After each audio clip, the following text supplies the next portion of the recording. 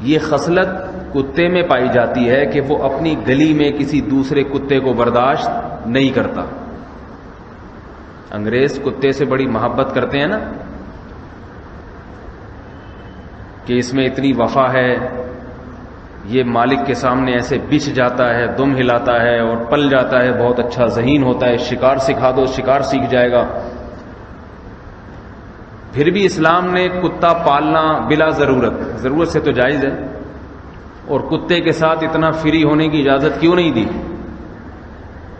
اسلام میں اجازت ہے کتوں کو اتنا بغل میں لے کے گھومنا اور اس کو اتنا ناپاک دور رکھو.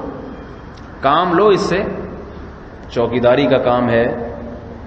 دیہاتوں میں لوگ بکریوں کے ریوڑ کی حفاظت کرتے ہیں تو ٹھیک ہے، شکار بھی سکھایا جا سکتا ہے. قرآن مجید میں شکاری کتوں کا بھی تذکرہ ہے کہ ان کو اللہ کا نام لے کے چھوڑو جانور پہ اور یہ تمہارے لیے پکڑ کے لے آئیں تو اس جانور کو کھا سکتے ہو.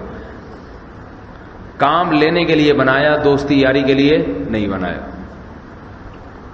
اکثر میں یہاں ایک واقعہ سناتا ہوں کہ ایک بڑے عالم تھے، ایئرپورٹ پہ ایک انگریز کتا لے کے اترا تو وہ عالم تھوڑا سا پیچھے کو ہو گئے تو اس نے فوراً طنز مارا کہ یہ مسلمان قوم کتوں سے اتنی نفرت کیوں کرتی ہے، کتے جیسے مفید جانور سے.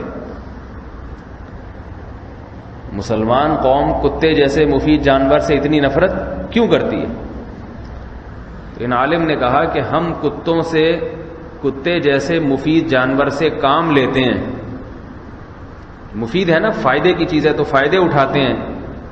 فرق اتنا ہے کہ ہم میں اور آپ میں کہ آپ اسے فیملی ممبر بھی بنا لیتے ہو، ہم فیملی ممبر نہیں بناتے، کیونکہ ہے بہرحال کتا.